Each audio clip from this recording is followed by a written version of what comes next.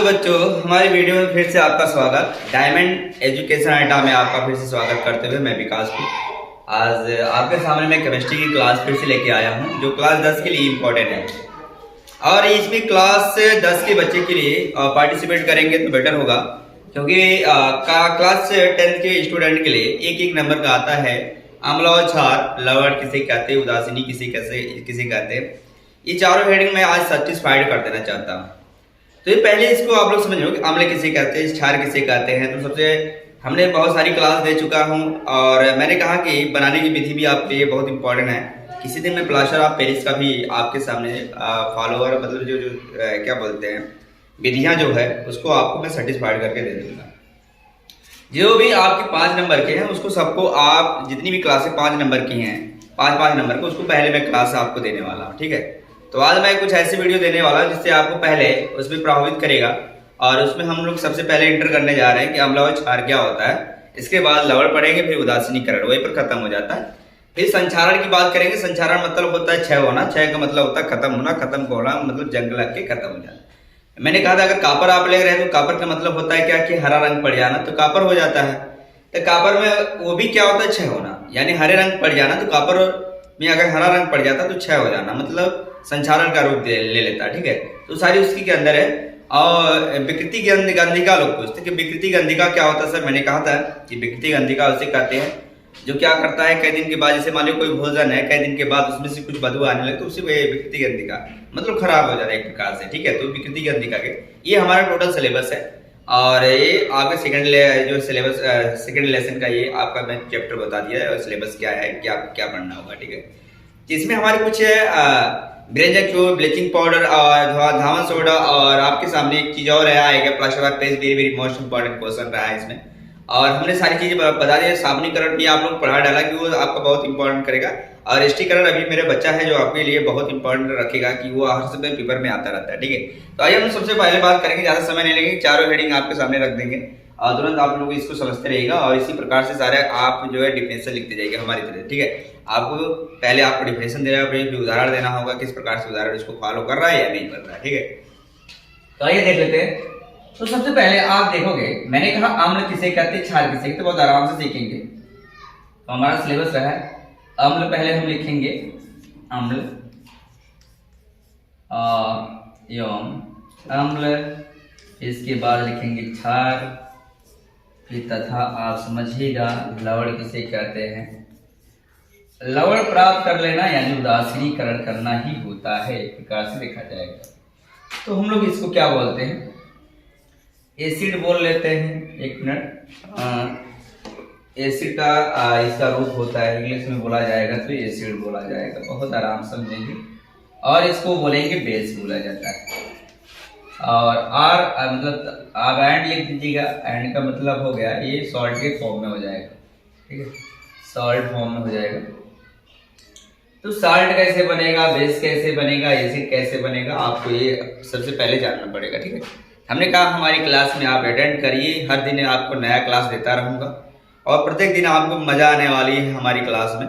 और एक एक दिन करके आप लोग जो है पढ़ते रहिए, सारी क्लासेस आपको मजा आने वाली है। और 10 के स्टूडेंट के लिए स्पेशली क्लास चला रहा हूँ जिसके जानना जरूरी है। और कंपटीशन लेवल के लिए भी स्टूडेंट देख सकते हैं हमारी क्लास को, ऐसी बात नहीं है कोई, ठीक है। आइए चेक कर लेते हैं। सबसे पहले अम्ल की बात करेंगे हम लोग। तो अम्ल क्या होता है लोग पूछते रहते हैं अक्सर। तो अम्ल मतलब समझ जाएगा एसिड। एसिड क्या होता है लोग पूछते रहते हैं कि अम्ल क्या होता है बाबू।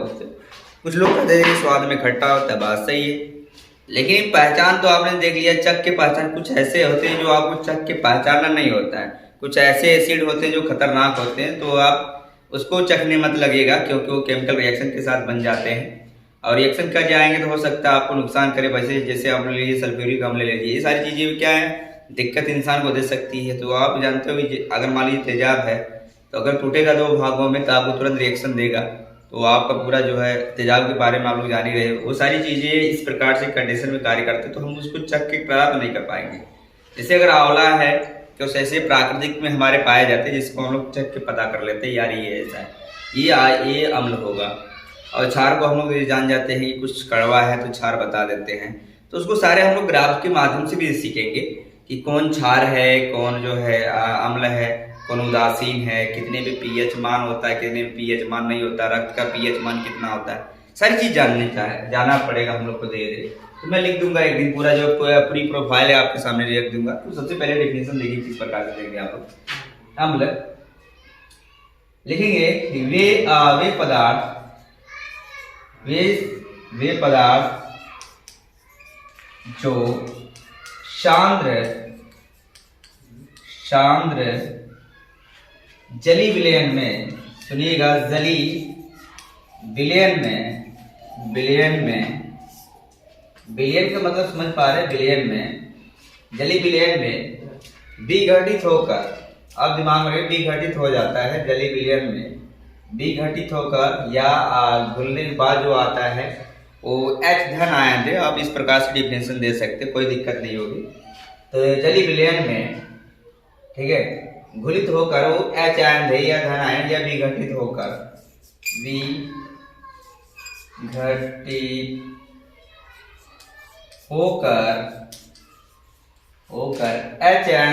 H धन आयन दे दें, H धन आयन इस प्रकार से लिखा जाएगा। एक्टिव मास के अंदर भी लिखा जाएगा। एक्टिव मास का लगना ही सांद्रता कहलाता है, सांद्रण बन जाना होता है, तो एक्टिव मास के अंदर लिखा जाता है। तो इसी को हम लोग एक्टिव मास के अंदर लिख देंगे तो समझ जाइए सांद्रता लग जाता है, ठीक है। इसका मतलब ही होता है एक्टिव मास, एक्टिव मतलब होता है सांद्रता, एक्टिव हो जाना। अब एक्टिव हो जाना मतलब सांद्रता में बदले, सांद्रण के रूप में, फॉर्म में बदल जाता है। H आयन देता है, H धन आयन देता है तथा स्वाद में खट्टा होता है,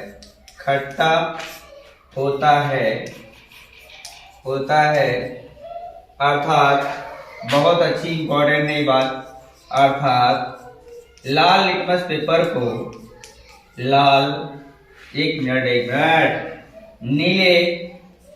नीले लिटमस पेपर को, लिटमस एक पेपर आता है, लिटमस पेपर को लाल कर देता है बाबू, लाल कर देता है उसे, बहुत अच्छी पॉइंट मैं लिखा रहा हूँ, उसे अम्ल कहते हैं। इतनी बड़ी तो हेडिंग आपको देना पड़ेगा, श्योर है, अम्ल कहते हैं। अब वो जैसे उदाहरण आप देख लीजिएगा, बड़ा अच्छा उदाहरण इनका है।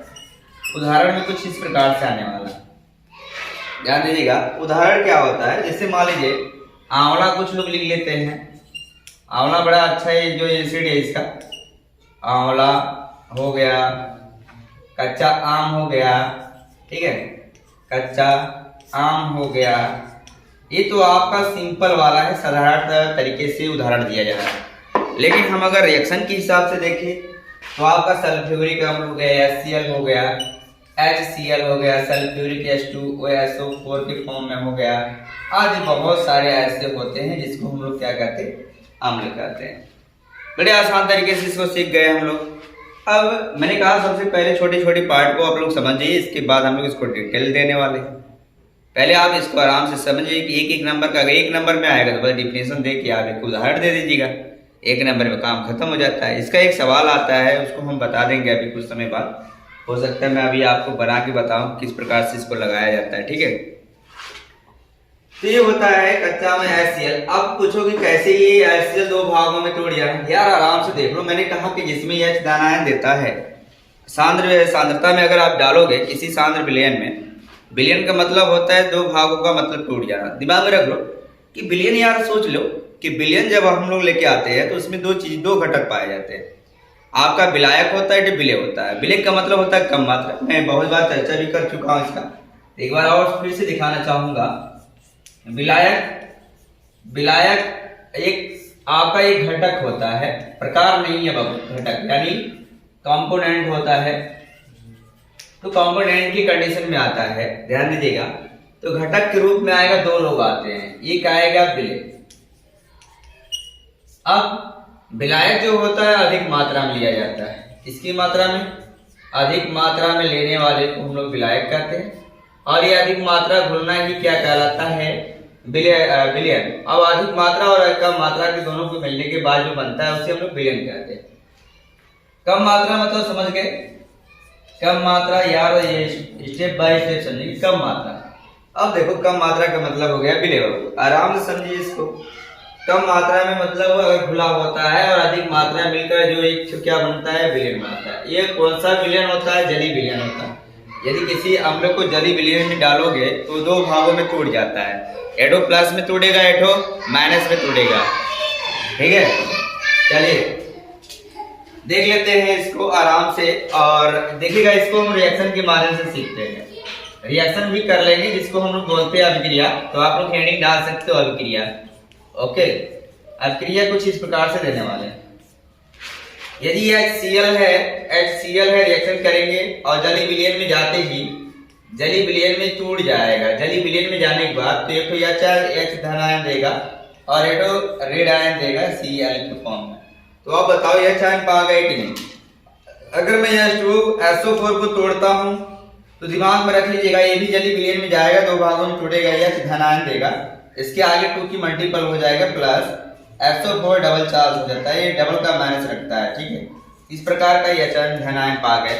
तो H धन आयन पाना ही हमारा सबसे बड़ा बेस समझ आता है कि ये क्या है बाबू, अम्ल है। आराम से समझ जाओगे, मैंने कहा। और इसको आनंद तरीके से बढ़िया और बहुत मजा आने वाली है। हमारी वीडियो देखते रहिएगा, आप लोग आइएगा। अब इसके बाद तो ये समझ आ गया होगा आपको।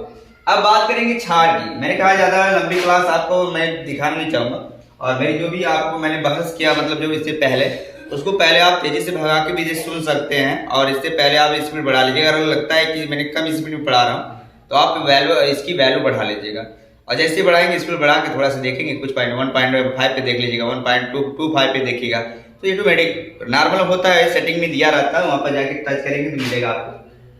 तो अब आएंगे क्षार की बात करेंगे। किसकी बात करेंगे, क्षार की। तो ये समझ आ गया, यानी बिलाग में ये सारी चीजें पाई जाती है, तो इसको हम लोग क्या कहते हैं, अम्ल कहते हैं। ठीक है, तो आइए आगे बढ़ लेते हैं, ज्यादा समय नहीं लेंगे, बात करेंगे आप लोग के सामने। और 1 मिनट थोड़ा सा बाबू, एक तो काम खत्म हो गया इनका। बात करेंगे अब क्षार की। कुछ लोग क्षारक भी लिख देते हैं, क्षार हम लोग लिखेंगे, बेस की बात करेंगे। अब देखिएगा क्षार क्या होता है। आप यही बोलेंगे कि वे सांद्र विलयन, ठीक है, आप लिखेगा वे पदार्थ, बहुत आराम समझिएगा, वे पदार्थ जो सांद्र विलयन, ठीक है, एक्टिव मास जो भी सांद्र विलयन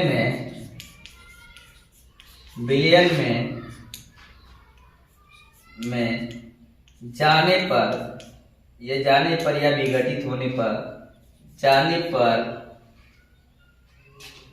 पर विघटित हो जाता है।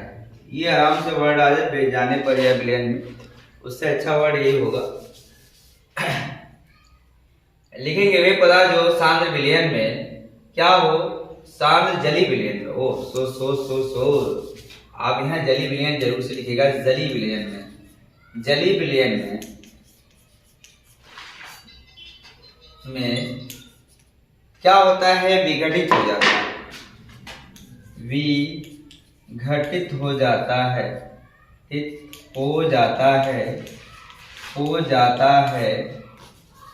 हो जाता है, उसे क्या कहते हैं, क्षार कहते हैं। 1 मिनट थोड़ा सा और बढ़ा लो यार, ये जरूरी नहीं है, और थोड़ा सा और बढ़ा के लिखेंगे तो और अच्छा नंबर मिलेगा। और देखिएगा विघटित हो जाता है, और विघटित होकर पूरा लिख लीजिएगा पहले, सॉल्यूशन में जाने पर। देखिएगा फिर से मैं पढ़ रहा हूं, वे पदार्थ जो सांद्र विलयन में विघटित होकर, ये अच्छा होगा, विघटित होकर OH धन आयन। देखिएगा एक्टिव मास ऑफ लग जाना ही ये इसकी सांद्रता को बताता है, सांद्रता को बताएगा बाबू कि सांद्रता लगा है, इसका मतलब ही होता है सांद्रता लग चुकी है। ठीक है, इसका एक्टिव लग जाना है, इसको सांद्रता के फॉर्म में बदल जाना। ठीक, क्या होगा, अब इस पर जो चार्ज आता है वो धन की चार्ज में नहीं होता है, माइनस की चार्ज में, जली विलयन में टूट जाना। अब ये जाके इसमें क्या होता है, दो भागों में तोड़ जाना। अब देखिएगा अब ये हो जाएगा विघटित होकर OH रेड आयन देता है, इसको रेड आयन के नाम से आयन देता है उसे। एक चीज अभी तो मैंने कहा थोड़ा सा और बढ़ाएंगे। तथा स्वाद में, बहुत अच्छी पॉइंट है, स्वाद में क्या होता है, कड़वा होता है। ठीक है, कड़वा होता है, अर्थात ये बहुत अच्छी पॉइंट है, अर्थात ये लाल लिटमस पेपर को, लाल लिटमस पेपर को नीला कर देता है भाई, नीला कर देता है, नीला कर देता है उसे क्षार कहते हैं, बताइएगा। अगर आप लाल लिटमस पेपर लेंगे तो उसको जस्ट ये नीला कर देता है, अगर आम्ल रहेगा तो नीले लिटमस पेपर को लाल कर दे, जस्ट इसका उल्टा रहेगा। ठीक है बाबू, अब देखिएगा उदाहरण हम लोग देंगे, बड़ा अच्छा उदाहरण देने वाले हैं। आप जानते हैं सिरका का नाम सुना होगा, ठीक है, आप सिरका ले लीजिएगा, सिरका हो गया। अब इस प्रकार का सिरका होगा, ये सिरका हो गया। अगर आपके पास एल्कोहल हो गया, एल्कोहल हो गया, एल्कोहल के रूप में, तो इसको हम लोग कभी कभी ऐसे लिखते हैं C2H5 एथिल एल्कोहल हो गया, ये टूट जाएगा, ये तो प्लस में टूटेगा, ये तो माइनस में टूटेगा। ये देखिएगा, अब इसका ये देखिएगा, ये भी टूटेगा। Na2 आपके पास आ गया OH, ये भी है, अभी आ गया CaOH होल ट्वाइस आदि। अब बता दीजिए, देखिए ये जब जली विलयन में जाएगा तो ये अलग अलग भाग में टूट जाएगा। रिएक्शन देख लीजिए, बड़ा आसान तरीके से मैं रिएक्शन देने वाला हूँ। रिएक्शन का मतलब हुआ उदाहरण भाई, एक मिनट, अभिक्रिया होता है। रिएक्शन मतलब क्या होता है, अभिक्रिया। यदि आप अभिक्रिया के रूप में लेते हैं तो देखिएगा कुछ इस प्रकार से देने वाले हैं। अभिक्रिया बड़े अच्छे तरीके से हम लोग देने वाले हैं। अभिक्रिया देख लो, आप जो है इसको अच्छे से, मैंने कहा राइटिंग भी सुधार करिएगा अपने में, ताकि राइटिंग भी नंबर मिलता है, 1-2 नंबर जुड़ता है, तो उसको भी आप लोग देखते रहिएगा, तरीका लिखने का, तौर तरीका क्या सर का। तो आप लोग पकड़िए इसको। मैंने कहा कि अच्छी तरीके से आपको जानकारी दूंगा, और 10 में आपको टॉप करने से कोई रोक नहीं सकता, क्योंकि मैं सारी क्लासेज स्टेप बाय स्टेप दे रहा हूँ और भार को बताते हुए आ रहा हूँ। तो कोई ऐसी क्लास में आपको मिस्टेक नहीं, मैंने कहा IPC ने भी आप लोगों को पढ़ा डाला, तो पहले आप उसको क्लियर करिए, इसको क्लियर करिए। फिर इसके बाद मैं कुछ अभिक्रियाओं का नाम लेने वाला, जो 5 प्रकार की होती है। वो अभिक्रिया आपकी मस्ट है, क्योंकि वो हर पेपर में पूछा जाता है, तो वो ज्यादा बड़ी टॉपिक नहीं आती है आपके सिलेबस में। 20 नंबर का होता है आपका, जो है क्या बोलते हैं, आपकी जो केमिस्ट्री होती है वो 20 नंबर की होती है 10 में, ठीक है, इससे ज्यादा नहीं। 25 नंबर का आपका फिजिक्स होता है, बायोलॉजी जो है आपका जो है कितने नंबर का, वो भी 25 का, 25 हो गए, कितना 50। इसके बाद 20 नंबर के, आप चाहोगे 20 में 20 उठा सकते हो आराम से, 80-85 आराम से मार सकते हो, अगर तैयार कर लिए तो आप लोग देखिएगा। अगर इस प्रकार का आपके सामने आता है रिएक्शन, तो आराम से हम तोड़ सकते हैं, जली विलयन में ले जाके। फिर इसको देख लीजिएगा, अगर मैं शॉर्टकट में ये इसको ले लेता हूँ, ये रिएक्शन करेंगे, जली विलयन में जाएगा बंदा, तो ये टूट जाएगा। तो जली विलयन में जाने की तुरंत ही क्या होता है, प्लस चार्ज अलग हो जाता है और OH अलग हो जाता है, इस पर ऋण चार्ज आ जाएगा। जैसे ऋण चार्ज आएगा मैं समझ जाऊंगा कि क्या है, क्षार, तो आप लोग आराम से समझ जाओगे क्षार रिसीव करते हैं। अब बात करेंगे आगे, ठीक है, चलिएगा आगे देखते हैं। हम बात करेंगे लवण की, लास्ट ही हमारी हेडिंग है, इसको भी देख लीजिएगा आप लोग, लवण किसे कहते हैं, ठीक है। आप लोग इसको स्क्रीनशॉट कर लीजिएगा या तो आराम से उतार लीजिएगा। मैंने कहा कि 10 वाले स्टूडेंट के लिए बहुत लाभकारी है, और इसको आप लोग अच्छी तरह से पढ़िए। लवण किसे कहते हैं, आराम से पढ़ लीजिए, और बहुत क्या बोलते कठिन वाला मैं हेडिंग नहीं दे रहा हूँ कि आप लोग इस प्रकार से ना याद कर पाओ, आराम से समझो। अगर आपको दिक्कत आ रही तो बताओ मेरे को यार, कमेंट करो, विश्वास करो, मैं आपको सिखाने का पूरा प्रयास करूंगा। देखिएगा, आप कहेंगे वे पदार्थ जो अम्ल तथा क्षार से मिलकर बना होता है,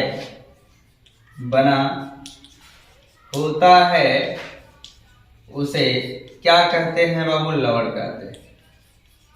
कहते हैं। बड़े आराम से सीख लेते हैं यार, कुछ नहीं करना यार। लवण मतलब शॉर्ट में बदल दिया।